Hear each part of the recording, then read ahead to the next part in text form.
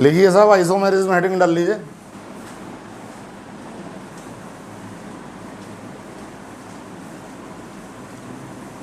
When two compounds have the same formula, when two compounds have the same formula, but they have different structure and properties, but they have different structure and properties, then such compounds are called isomers. Then such compounds are called isomers, and this phenomena is known as isomerism. तो देखिए isomerism दो तरह का है, structural और दूसरा stereo. Structural में 5 प्रकार आएंगे। First one chain isomer,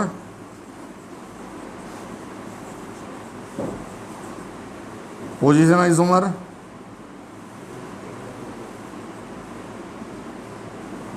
functional isomer,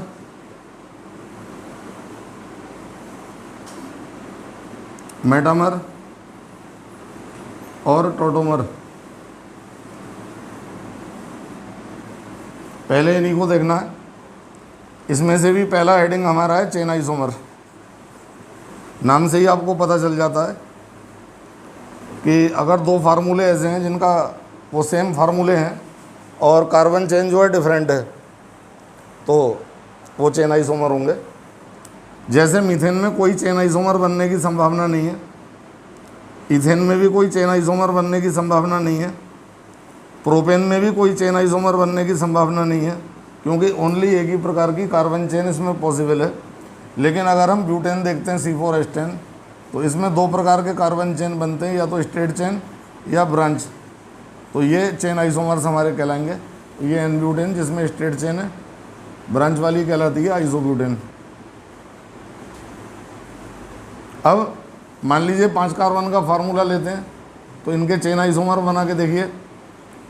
तो पहला केस है कि 5 कार्बन की स्ट्रेट चेन है, एन पेंटेन। एक ब्रांच लगाएं 4 कार्बन में, चेन चेंज हो गई है मॉलिक्यूल में, तो ये आइसोब्यूटेन, आइसोपेंटेन।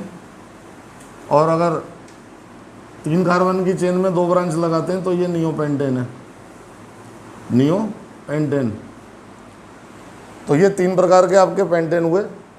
और हमने ये देखा कि ऐसे फार्मूले जो सेम हो, तीनों को अगर हम तीनों पे हाइड्रोजन लगा करके फार्मूला इनके बनाएंगे कंडेंस करके, तो वो सेम आएंगे। लेकिन कार्बन चेन डिफरेंट होंगी, तो वे चेन आइसोमर्स होंगे।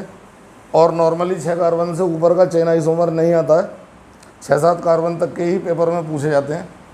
और तो अगर कोई भी कार्बन हमें देता है, जैसे कि 3 कार्बन का एल्केन है, इसके चेन आइसोमर मांग रहा है, तो हम कार्बन की संख्या में से 2 घटा देंगे, तो 1 चेन आइसोमर बना। C4H10 में कार्बन 4 हैं, शॉर्टकट है ये, आप ऑब्जेक्टिव आराम से कर पाएंगे। 4 में से 2 घटा दें, चेन आइसोमर बने 2। पेंटेन में कार्बन है 5, 5 में से 2 घटा दीजिए, चेन आइसोमर बने 3। और अगर हेक्सेन लेते हैं तो 6 कार्बन है, 2 घटा देंगे तो आइसोमर्स बने 4। इस प्रकार से हम छोटे फार्मूलों में number of chain isomer direct निकाल पाएंगे बिना किसी दिक्कत के। जिन पे लिखा हुआ नहीं है वो नोट कर लें।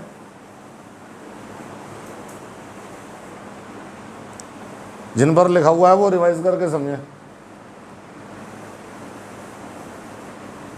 7-8 कार्बन के अगर हम चेन आइसोमर्स बनाने बैठेंगे तो 1 घंटा खराब होता है उसमें। 15, 16, 17, 18 तक आइसोमर्स होते हैं, वो पेपर में नहीं पूछता है, टाइम लिमिट के अनुसार ही फार्मूला देगा, जिसमें कि आप विद इन टाइम नीट में तो 1 मिनट से भी कम समय मिलता है एक सवाल के लिए। And the second one is position isomer.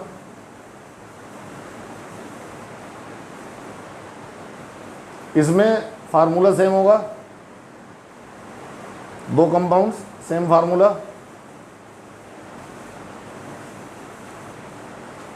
But position different होगी। Position is different. दो compound same formula different position, तो ये आपके पोजीशन आइसोमर्स होंगे। सबसे सरल यही आइसोमर माना जाता है। मान लीजिए कि 4 कार्बन की चेन में 1 पे Cl है या 4 कार्बन की चेन में 2 पे Cl है, ये आपके पोजीशन आइसोमर्स हैं। Cl की पोजीशन बदल गई है। नंबर 1 क्लोरो,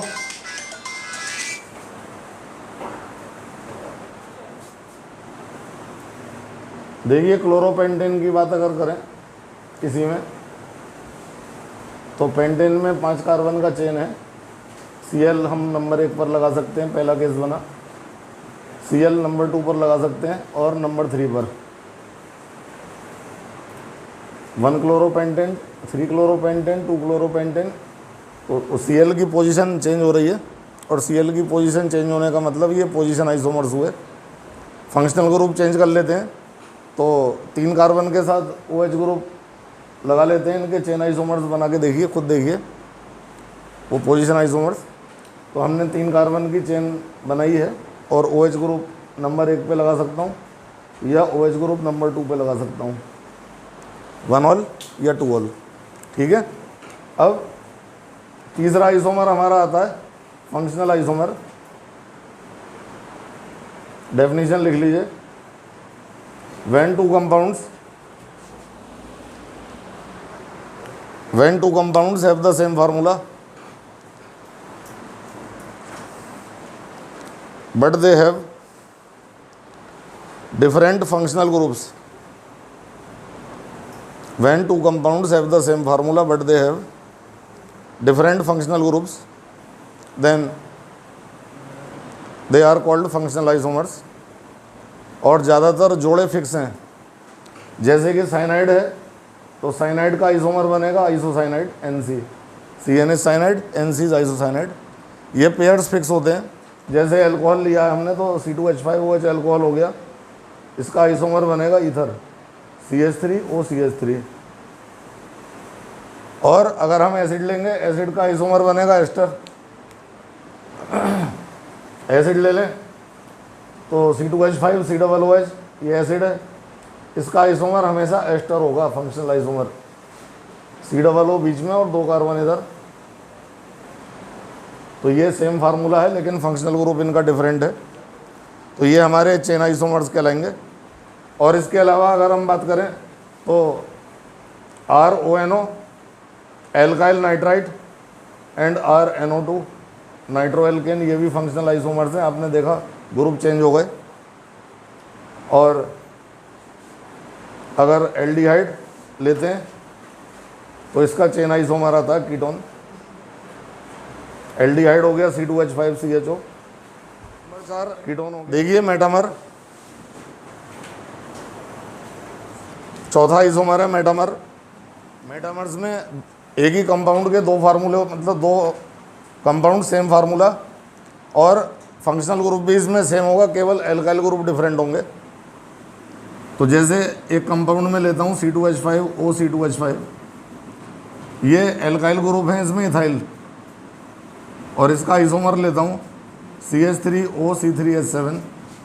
फार्मूला सेम है, दोनों का सेम फार्मूला है, बट दोनों का एल्काइल ग्रुप अलग अलग है, और एक में मिथाइल ग्रुप है और दूसरे में प्रोपाइल ग्रुप है। तो इसमें और इसमें फंक्शनल ग्रुप सेम होने के साथ साथ एल्काइल ग्रुप डिफरेंट है, तो ये मेटामर्स होंगे। तो देखिए एस्टर, एसिड, ये मेटामर्स के एग्जाम्पल हैं। इनके अलावा कभी भी मेटामेरिज्म नहीं होगा। एल्डिहाइड, कीटोन, कीटोन्स, एस्टर और ईथर, ज़्यादातर ये 3 चीज़ें ऐसी हैं जो मेटामेरिज्म शो करती हैं। और जिसमें से पहला एग्जाम्पल ये आपको ईथर का दिया है। हम यहाँ पर बीच में CO कर लेते तो कीटोन हो जाता, एल्काइल ग्रुप चेंज कर सकते हैं। बीच में COO कर लेंगे यहाँ पर, तब भी हमें एल्काइल ग्रुप ही चेंज करना है। बीच में फंक्शनल ग्रुप डिफरेंट कर दीजिए, एल्काइल ग्रुप बदल करके हम मेटामर्स निकाल पाएंगे। और लास्ट में टॉटोमर्स आते हैं, 5वां आइसोमर टॉटोमर।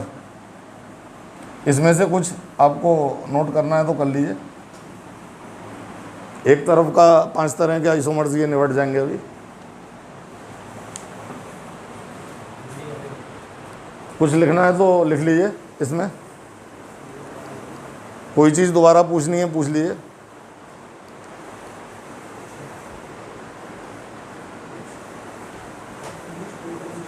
बोर्ड साफ हो जाएगा फिर देख लीजिए, दुल्हन विदा हो जाएगी।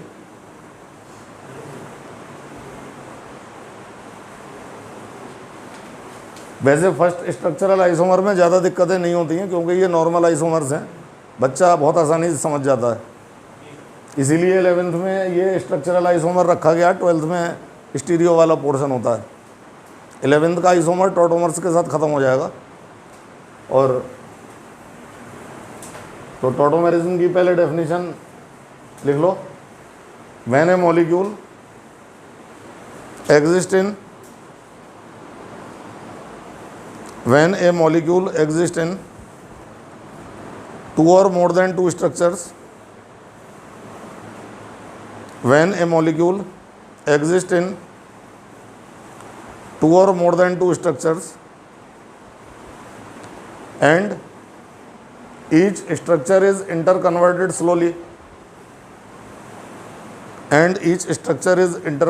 slowly by a change of one hydrogen and one double bond, by a change of one hydrogen and one double bond, then such structures are called tautomers.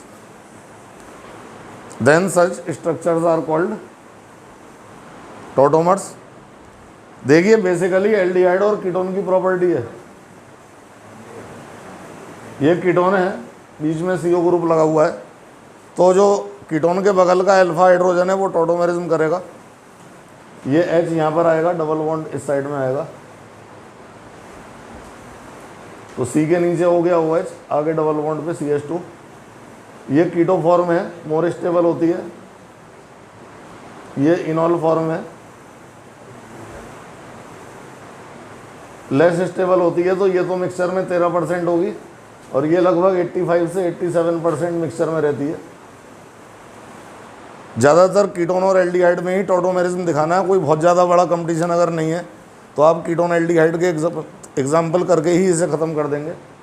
और मान लीजिए कीटोन ऐसा है सेकंड एग्जाम्पल में कि दोनों तरफ एल्काइल ग्रुप अलग अलग हैं, एक तरफ CH3 है, एक तरफ CH2CH3 यानी कि C2H5 है, देन टॉटोमेरिज्म कम वाली साइड से होगा। किधर से होगा टॉटोमेरिज्म? जिधर हाइड्रोजन की संख्या कम है और इनोलिक फॉर्म आ जाएगी, आगे CH3, ये इनोलिक फॉर्म है। लेकिन अगर पहले से ही एक डबल बॉन्ड चेन में है, मान लीजिए एक डबल बॉन्ड पहले से ही हमारे पास है और हम कीटोन में टॉटोमर करना चाहते हैं, तो हम हाइड्रोजन ज़्यादा वाली तरफ से लेंगे, क्योंकि आने वाले दोनों डबल बॉन्ड्स अल्टरनेट होने चाहिए, कंजुगेटेड होने चाहिए, डबल सिंगल डबल वाली सीक्वेंस में होने चाहिए। इसका मतलब ये है कि टॉटोमेरिज्म हमने यहाँ से कराया, जिससे कि जो दोनों डबल बॉन्ड आएंगे वो दोनों डबल बॉन्ड कैसे होने चाहिए? अल्टरनेट होने चाहिए, डबल सिंगल डबल। और ये आपकी इनोल फॉर्म बन गई है। और सबसे मेन बात यह है कि हाइड्रोजन का शिफ्ट टॉटोमेरिज्म है, एल्काइल ग्रुप का शिफ्ट टॉटोमेरिज्म नहीं है। इसका मतलब ये हुआ कि अगर कभी डबल बॉन्ड के अलोंग हाइड्रोजन शिफ्ट होगी या ट्रिपल बॉन्ड के अलोंग हाइड्रोजन शिफ्ट हो रही है तो ये टॉटोमेरिज्म है। हाइड्रोजन का जाना टॉटोमेरिज्म है, कार्बन से हट करके नाइट्रोजन पर चला गया है। लेकिन अगर यहाँ R होता तो R की शिफ्टिंग टॉटोमेरिज्म नहीं होती, R की शिफ्टिंग टॉटोमेरिज्म नहीं होती। ठीक इसी प्रकार से अगर HONO है अगले एग्जाम्पल में, हाइड्रोजन जाएगा टॉटोमेरिज्म होगा, अगर हाइड्रोजन जाएगा तो टॉटोमेरिज्म होगा। और अगर एल्काइल ग्रुप शिफ्ट होगा यहाँ भी तो टॉटोमेरिज्म नहीं होगा। इस प्रकार से ये टॉटोमेरिज्म नहीं है, ये भी टॉटोमेरिज्म नहीं है। Whenever the alkyl group is shifted not tautomerism, hydrogen जाएगा तो टॉटोमेरिज्म होगा। इस प्रकार से आपने बेसिक लेवल पर तीनों प्रकार के आइसोमर्स ये 5 प्रकार के जो स्ट्रक्चरल आइसोमर्स हैं वो पढ़ लिए। देखिए साइक्लिक कीटोन में भी टॉटोमेरिज्म होता है। बगल वाला जो कीटोन के हाइड्रोजन है ये H ऊपर आएगा, डबल बॉन्ड इधर आएगा, तो साइक्लिक कीटोन में ये इनोलिक फॉर्म बनी है, ये कीटो फॉर्म है। कीटो मोर स्टेबल है। मान लीजिए साइक्लिक में 2 कीटोनिक ग्रुप हैं। साइक्लिक में कितने कीटोन हैं? 2। तो जो टॉटोमेरिज्म होगा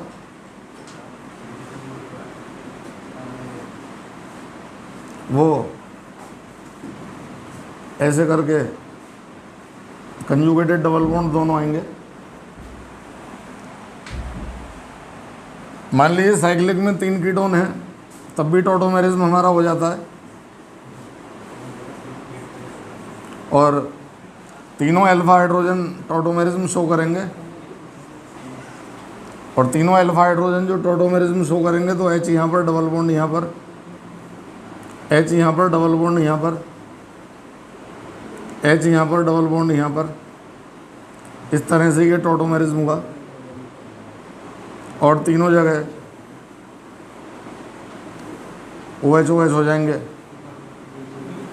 इस पर्टिकुलर केस में इनॉल मोर स्टेबल हो जाता है क्योंकि बेंजीन बन गई और उसमें रेजोनेंस हो जाएगा। इनॉल मोर स्टेबल हो जाएगा क्योंकि बेंजीन बन गई है एंड बेंजीन में रेजोनेंस स्टेबलाइजेशन आ जाएगा। यहाँ पर ये 20% रहता है कीटो फॉर्म और ये 80% रहता है। One and only one case की इनोलिक फॉर्म जिसमें ज़्यादा स्टेबल है। अब मान लीजिए ये कीटोन है, एसिड डाल दें, कीटो फॉर्म हमारे पास है। अगर मैं HCl डाल देता हूँ तो टॉटोमेरिज्म की स्पीड बढ़ जाती है। HCl डाल दिया तो टॉटोमेरिज्म जल्दी होगा, फास्ट होगा। और अगर मैं बेस डालता हूँ तो टॉटोमेरिज्म स्लो हो जाता है। NaOH मिलाने पर, बेस मिलाने पर टॉटोमेरिज्म स्लो हो जाएगा और जो इनॉल फॉर्म होगी वो कम बनेगी। बेस की प्रेजेंस में इनॉल फॉर्म कम बनती है और एसिड की प्रेजेंस में इनॉल फॉर्म ज़्यादा बनती है। इसके बाद हमारा आता है जिसे हम विशेष तौर पे कहते हैं रिंग चेन टॉटोमेरिज्म। इसमें क्या होगा? एक स्ट्रक्चर ओपन चेन और एक स्ट्रक्चर क्लोज चेन। एक स्ट्रक्चर ओपन चेन होगा और एक स्ट्रक्चर क्लोज चेन होगा। क्या होगा इसमें कि CH3 CHOH CH2 CHO, ये हमारा कौन सा फॉर्म है? ये ओपन चेन स्ट्रक्चर है, ओपन चेन स्ट्रक्चर। और ये वाला हाइड्रोजन यहाँ से उठ करके यहाँ पे आएगा तो O की जगह क्या हो जाएगा? OH हो जाएगा। And the product will be CH3 CHO CH2 CHOH और ये इसमें जुड़ जाएगा। तो ये साइक्लिक फॉर्म है, मोर स्टेबल है, ये ओपन चेन फॉर्म है। और ऐसा टॉटोमेरिज्म जब होता है तो इसे टॉटोमेरिज्म को कहते हैं रिंग चेन टॉटोमेरिज्म। यही टॉटोमेरिज्म ग्लूकोज में भी होता है। और शॉर्टकट में मैं आपको बता दूं कि अगर CHO है और CHO के साथ OH ग्रुप भी है मॉलिक्यूल के अंदर तो रिंग चेन टॉटोमेरिज्म होगा हर हालत में। हाइड्रोक्सी एल्डिहाइड होना जरूरी है तो रिंग चेन टॉटोमेरिज्म शो कर देगा। अब इसमें यह है कि मैं ग्लूकोज का भी बना के दिखाऊं, टाइम वेस्ट होगा उसमें। बस ग्लूकोज में भी आप जानते हैं कि CHO तो होता ही है टॉप पे और OH भी होते हैं। तो all hydroxy aldehydes will show the ring chain tautomerism.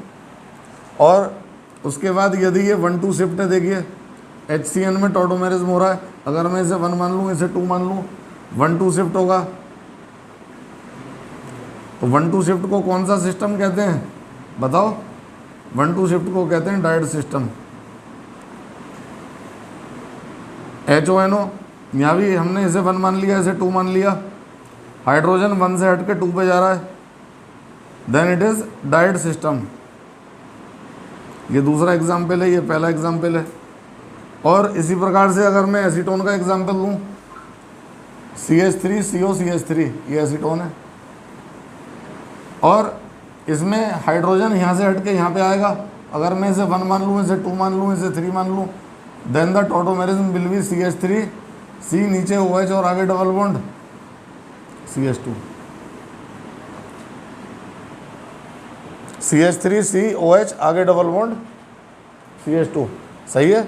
तो ये 1 3 पे शिफ्ट हुआ है, 1 से हट के हाइड्रोजन 3 पर गया है, इसे 1 मान लिया, इसे 2 मान लिया, 3 मान लिया। तो ये हमारा सिस्टम होता है ट्रायड सिस्टम। इसी तरह से अगर 1 4 पे शिफ्ट होगा तो टेट्राड सिस्टम, ज़्यादा आगे जाने की ज़रूरत नहीं है। और अगर 1 5 पे शिफ्ट होगा तो क्या बोलेंगे, पेंटाड सिस्टम। 1 5 पे शिफ्ट होगा तो क्या कहलाएगा, पेंटाड। इसके अलावा कि अगर किसी टॉटोमेरिज्म में नेगेटिव आयन माइग्रेट करेगा, मान लो यहाँ Cl है, नेगेटिव आयन माइग्रेट कर रहा है, Cl यहाँ आ गया, डबल बॉन्ड इधर चला गया, तो क्या बना, CH2Cl, आगे CH डबल बॉन्ड CH2। तो ये हमारा कहलाएगा क्या, एनायनोट्रॉपी, क्योंकि एनायन माइग्रेट कर रहा है। और सिंपली अगर हम एसीटोन में देखते हैं तो H+ के रूप में माइग्रेट करेगा।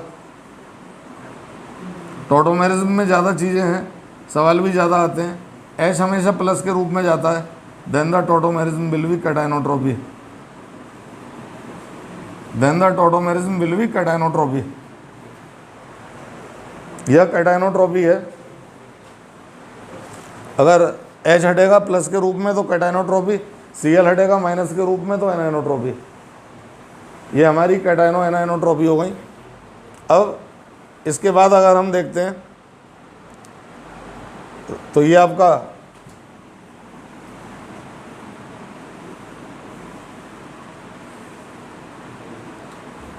टॉटोमेरिज्म के मेन पॉइंट सारे समाप्त हो जाते हैं। अब ज्योमेट्रिकल आइसोमेरिज्म है। ज्योमेट्रिकल आइसोमेरिज्म ये तब होगा जबकि कार्बन कार्बन के बीच में डबल बॉन्ड है। अगर कार्बन के बीच में डबल बॉन्ड है तो हर एक कार्बन की 2 वैलेंसी खाली बचेगी, और उन पर जो हम ग्रुप लगा रहे हैं वो A और B लगा रहे हैं। अगर दोनों A सेम डायरेक्शन में, दोनों B सेम डायरेक्शन में तो क्या हुआ, सिस। और अगर दोनों A अपोजिट हैं और दोनों B अपोजिट हैं तो A अपोजिट B अपोजिट तो ट्रांस। ये है एग्जाम्पल।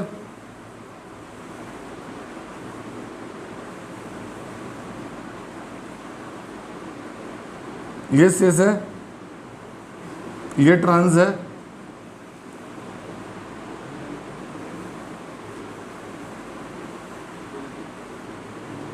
ये सिस, ये ट्रांस।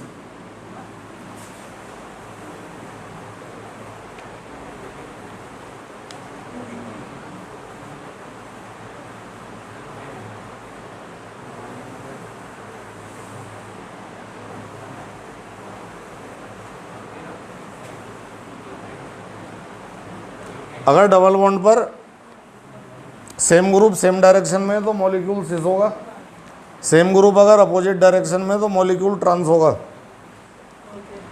अब ब्यूट ट्विन देखते हैं, इसमें भी सिस ट्रांस बनेंगे। ब्यूट ट्विन में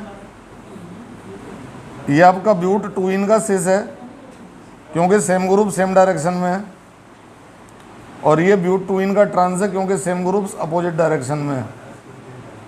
सेम ग्रुप अपोजिट में तो ये ट्रांस है। और अगर किसी वजह से डबल बॉन्ड वाले कार्बन पर 2 सेम ग्रुप लग जाएं तो ज्योमेट्रिकल आइसोमेरिज्म नहीं होगा, तो ज्योमेट्रिकल आइसोमेरिज्म नहीं होगा।